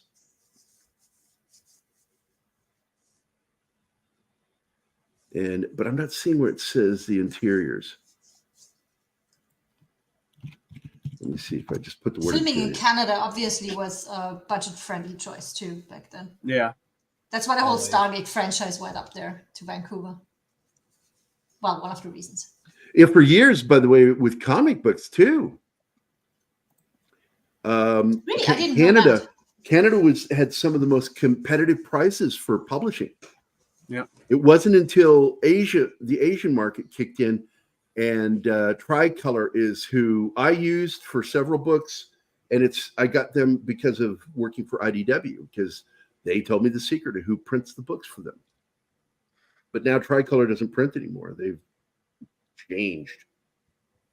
They shut down their LA office. Print is dead. Hey, Clay. Hey, Clay Thomason. What's up, buddy? Yeah. I'm telling you, man. And we share our chat with a lot of other channels. And that's why I'm comfortable saying that we have one, just the best chat. Well, We don't have Farnsworth, the big Farnsworth chats came that from some the of the other salty people have. nerds, you know? What's that? Some of the people like Farnsworth, I met him on the salty nerds, and then I started doing this and Midnight's he came here, Edge. and I love it when it happens. I'll jump into chat over on Midnight's Edge. Okay, I'll do it, and I'll run into a lot of our chat over there. Well, hey guys, Tickle Truck's always over there. Oh, Titi, yes. Vinkman's Girl. It's like we're a community. That's why I always say Midnight's Edge, Doomcock, Salty Nerds, and us in particular are part of a community. It's just one family, really. And Doomcock laughed the other day. He thought it was funny when I told him, I said, Pop Culture Minefield is the illegitimate child of Midnight's Edge and Doomcock. And I told him, Andre said, I guess I should have worn a rubber. What, we have two daddies? Or a condom. He said condom. I should have worn a condom. I didn't know we have two daddies. That's fun. Yes, Abdulia. I play Call of Duty in particular. I played that new. It's not really that new. They've been trying to put it out since 2009. 6 days? 6 days in Fallujah, because my buddy Nathan was one of the key animators on the original game, the graphics guy. He's worked on some great video games, and we've had Nathan on here. He's part of Pop Culture Minefield. He's so busy, it's hard for him to get on with us. And I'm going to bug him again because in November I want to do something about Blade Runner, and he's been with me since 1997. He and I became friends in 97, and he helped me run Blade Zone when I first set up the BladeZone.com. And I love that guy. And he's also taller than me, which is fun because like when we would hang out, I actually have to turn and look up. That doesn't happen. I'm 6'3", man, and I'm looking up at him. RoboCop games look great. Oh my God, the RoboCop game looks good. But I tend to go for just straight first-person shooter military games. But I am looking forward to this new, what's it called, Unrecorded? Yeah.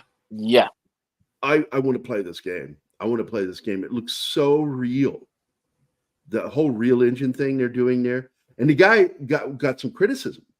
And he went in live and showed that he's like randomly shooting the gun and talking. He says, see, that's me. Look, everything looks real. And they're like, God damn, man. It really is. It's photographically real. Yep. I would love there to be a new, because we had a couple of HP Lovecraft games that came out in the 90s. RPG games. They were fun. And but I would love to play, because they had a couple of games. I bought them. I have them on my computer here. Let's see. See if I remember. Man, the first and original Alone in the Dark.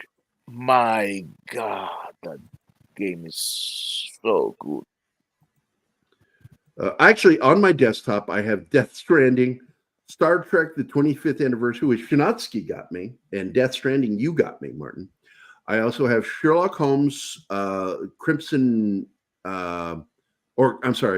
Holmes Crimes and Punishment is the new game I haven't played. I have L.A. Noire, which I love that game. I have my Epic Game Launcher, Rockstar Games. I have GOG Galaxy. I have Gamecaster for streaming, but I got to be honest, I don't use it. But I need to open my account for Steam. Because I have 2 HP Lovecraft games on there that I own. I don't have on my computer right now. I guess I removed them because I finished the games. And they're not, the first one's really pretty good. The second one, not so good. There are 39 video games based on Cthulhu Missive. I would just love to have straightforward HP Lovecraft stories turned into Really? games. It's in VR, L.A. Noire? What's that? There's a VR version of L.A. Noire. Yeah. I didn't know that. What? Yeah. I got to tell you one like thing now. Driving the cars for in that game, that's a bitch. I cannot keep a car going straight. They are the worst controls for cars. And I think that's Rockstar Games, period. I don't like driving cars in their games. Well, that's You an sound like issue Sean too on hates Cyberpunk. Yeah. Man, that is, and I can vouch for that. Their vehicles drive like shit. Yeah, I'm constantly nearly hitting people. I've hit hydrants, knocked over newsstands. You need to take driving lessons, Gary, with John, because he's actually hitting people, and it's way more fun than Gary, almost hitting is them. this in game or is this when you I'm actually? not drive? even playing, and you're shitting on me. I know. Let me see if I can find the game set. Dagon is one of them I played. And oh my god, Dead Frontier 2 is pretty good. Yeah, just came out this year. There's a game called Sherlock Holmes: The Awakened, which is Sherlock Holmes versus Cthulhu. Yeah, see, I have the Testament. I bought the Testament of Sherlock Holmes, and I bought the Crimes and Punishment. Those are the only two Sherlock Holmes games I have. I really like the Testament because you have to solve the crime. Call of the Cthulhu, I finished. Call of and Cthulhu. It's a first-person game, and it was pretty freaking good. I got 5 Nights at Freddy's. I got bored with that fucking game. Yeah, I played the Call of Cthulhu game. I thought it was. I liked it. Well Did done. you like it? Yeah, I thought it was well done. Gary, damn good game. I bought you Vampire the Masquerade Bloodlines, which I have not highly played that recommend one you yet. play. I have not played that one yet. I like I'm how trying it's, to- I like it's how it's about a guy that comes back from the war and he's got PTSD, and all this is happening to him. Oh Which one man, is yeah, that was a foreign game. I think Was maybe it foreign? Sweden. I think that was originally released by a foreign company. But I know the one you're was that? talking about, where you're it's walking French. around and you see shit, and then you've got to walk around and touch and pick things up. It opens up in the house, and the kid gets kidnapped or something. I started that game and never finished it. Let's see. It was put out by Cyanide, which is a French company. Yeah, French. That's what it was. I'm trying to see all my games, and it's not letting me see all my games. I have War Robots. I tried playing that one. I couldn't get into it. It seems like I own more games than this. Heavy Rain. Was that it? Heavy Rain. That was it. Wasn't the French one? Isn't that Heavy Rain? That might be French too, but Because that one's dealing with Yeah. a soldier with Oh. PTSD. yeah. Well, now let's talk about Call of The Cthulhu. dad The main is. character, Pierce, is a soldier. Comes back. From the Oh war, yes, in that one. PTSD, Yeah. and that's He's back from World War One, self-medicating. isn't it? Yep, and he's self-medicating, so he doesn't know whether what he's seeing is real or not, because Right. it ties in with his PTSD. I also bought and played the Mad Max game, and I really did enjoy Oh, I have Yes, that. I've that- never played it. it. man, that's It's tough to get because like I kept dying, and I kept getting frustrated trying to figure out how the fuck do I get it, because I hate cheating and reading or going to video walkthroughs. And I've never done a walkthrough on that one. The only game I ever did a walkthrough on, what was it? John. It's like, in fact, it's almost the same game of Arkham Asylum, but with a repainting in the Mad Max universe. Is awesome. I love that game. No, I'll I install played it and play this. it one of these There days. was a horror game where you're being pursued in it by nightmares in alleyways and shit. It's a flashlight game. I hate those fucking games, but I can't help but play them. And Alan Wake? no, it's not Alan Wake. It was, but and again, people don't know this. I did the graphic novel for Alan Wake. Yeah. It's the tie-in graphic novel. It's 2 stories that take place during the game, side stories. Was it the game where you're a photographer and you're trying to find out what happened to your girlfriend? That might have been it. And I just, that game stressed me out so much, and I kept dying. And so I went and I got a walkthrough video so I could figure, because I'm like, it stresses me out. Those horror scenes would stress me out. And a game should be fun, not stressing you out. Oh yeah. And I ended up not finishing that game. I got so frustrated by it. But In the Mouth of Madness, probably, I don't know, man. that is just such a great fucking movie. Period. And I'm going to give you some more trivia. I told you that all the dialogue that was supposedly from the book, narration, and all that, quotes from Sutter Kane are actually quotes from H.P. Lovecraft. Let's see. The car keys that Julie Carmen swallows were made out of pasta. Because I'm like, how the fuck did she do that? That freaked me out when she put that in her mouth. And of course, this is, and we all know that who are fans of Carpenter know that this is the third film in the Apocalypse trilogy by Carpenter. Let's see. The building used as the mental institution at the beginning of the film is actually a water filtration plant in the beaches area of Toronto. It has been the scene of other movies, including The Island Fortress for Undercover Brother. Filming can no longer take place inside the building following the September 11 terrorist attacks of 9/11. Shame. The effect of Julie Carmen spinning her head around was done by having a contortionist. Yeah, we knew that one. That's obvious. And a prosthetic mask. References to the old ones by Sutter Kane, again, is a reference to the old ones, ancient ones in H.P. Lovecraft. Yeah. Robot Master, 1953, with Sam Neill is watching at the end of the movie, is one of director John Carpenter's favorite monster movies as a kid. And it's where you see the gorilla suit and the space helmet from Abbott and Costello Go to Mars. Contains many references to H.P. Lovecraft stories. For example, in the name of the hotel owner, Pickman's. Yeah, there are a lot of references in the film to it. The wall of monsters at the end was not several monsters being controlled individually. Instead, it was a single special effect. And I think that's what gave it away and why I didn't like it. It looks like it. And it was not Rob Bottin. It was Greg Nicotero from Walking Dead.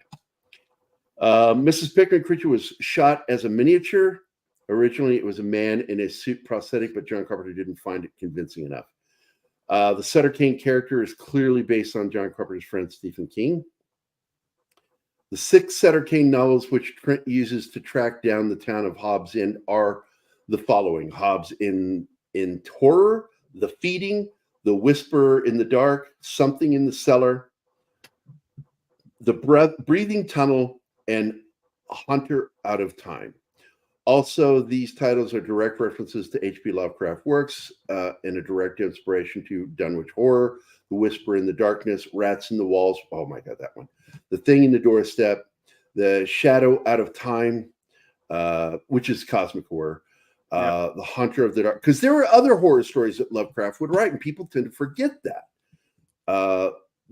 Was it The Terror at Red Hook Street? It was just straight horror. Yeah. The one with the minister, I forget the name of that one. And he's renting an upstairs apartment in a house. Reanimator is one. Great horror. Reanimator.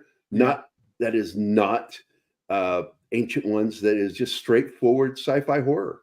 Yeah. H.P. Lovecraft wrote a lot more than just Cthulhu, and I kind of get frustrated when people only want to go to that horror with him. And it's like, no, he wrote more than that.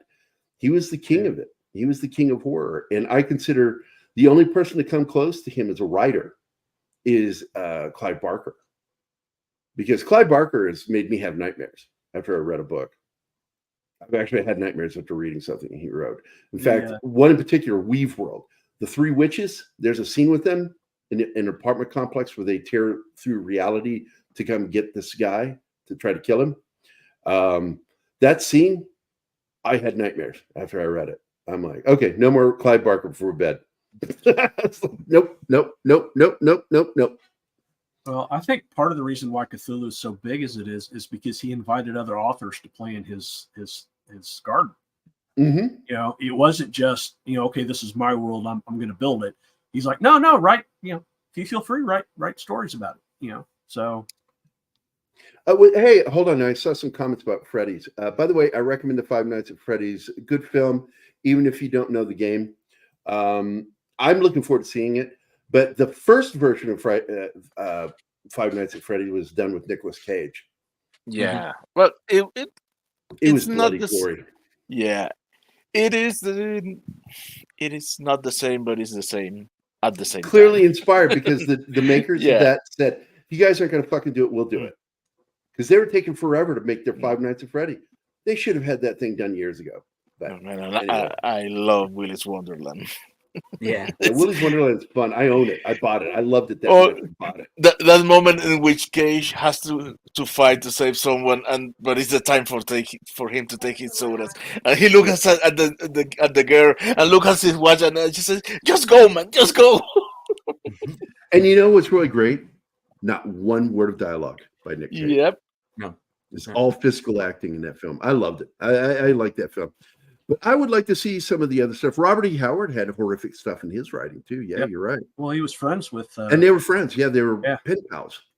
yeah. There's And, this whole circle of writers at that time that were friends with him. I think wasn't Aleister Crowley was in that Aleister circle? Crowley was weird, and I don't like him. He's a creepy dude. Yeah, he's a creepy dude, but I mean, he was in that circle with them, so He's a scumbag. Well, he is just actually evil. He's a Because fucking Don and I have gone into some of the shit he's done, and he was a weird dude. He liked to befriend people, men, so he could, do things with their loved ones. And just a weird dude. Crowley was a creep. But anyway, we've reached the end of the show, guys. Fun show. Out of the Mouth of Madness. Any favorite thoughts about the film, Anima? I'll never watch it again. I don't believe you. I don't know if I would have gone. Again. I don't know if I would have gone through with it if it wasn't for the show. It's showing me funny. like She that, made a I lot of would have guttural knocked noises out. watching that movie. That's all I got to say. A lot of noise. Oh. Yeah, you know what? From now on, I'm going to mute when you show me stuff like that. I think it's the best of the Cthulhu / Lovecraftian homage films. I think it's the best of the apocalyptic trilogy that he made, even though it's not my number one favorite film of his. It's still, The Thing is my favorite film of his because it's just a perfect film. From beginning to end, there's nothing in there that I criticize. Even the weird animation with the tentacles at the end didn't bother me. Did not bother me. I liked it. I love that movie. And I love the debate. And I tell people all the time, you can sit there and talk yourself blue in the face. That is Norris's shadow on the wall. I don't care if it was the guy who played Jason Voorhees or Michael Myers. I don't care. I don't care. Because he's wearing a sweater with a shirt coming up through the collar, and only one character wore that in the movie. Norris. Yeah. Period. You can stop arguing. I only got 2 words for the thing. Spiderhead. Yeah, and the funny thing about it is I don't think that he had a quick takeover. I think that the animal was loving on him and licking on him because it was afraid because people might walk in and out at any moment. It's daytime. So I think it went in there and licked him and did a passive passing. And that's why it took so long. And the final end of that transition was him having a heart attack, because in the script and the book, it's written that he had an incipient heart condition that the Thing did not know how to deal with. And so it caused him to have a heart attack. And I thought that was cool. So anyway, great show. Any last comments from everybody? Bush, absolutely. Norris. It's one of those movies that begs for a rewatch. Absolutely. I can watch that movie over and over again. Anima did not get freaked out by that movie. She enjoyed that movie, The Thing. Which one? The Thing. I don't want to watch that one again. Thank you. No, it doesn't matter. You enjoyed it. You actually said, I liked that at the end of the film. You said those words to me. Yeah. But anyway, that's the end, guys. I hope everybody has a good Saturday. Please do go back and watch our interview yesterday with Dick Dizell, the beloved horror host, Count Gordeval. And also on Thursday, go back and watch our episode where we interview Frank LaLoggia, the director, writer of Lady in White, as well as other films. He also did, what was that other film he did, John? I forgot. I got to watch it this weekend. Evil something. And he did that one too. And it's a classic film. I can just look it up real quick. I hate doing this. Frank LaLoggia. Always remember to add the extra G because it's the double G LaLoggia. He did the movie Fear No Evil. Fear No Evil. He wrote and directed that film, and it's a good film. So looking forward to seeing that one today. Good reviews for it. from other horror fans. Everybody have a great weekend, and we'll see you next time when we talk about some more movies. Bye. Bye, guys.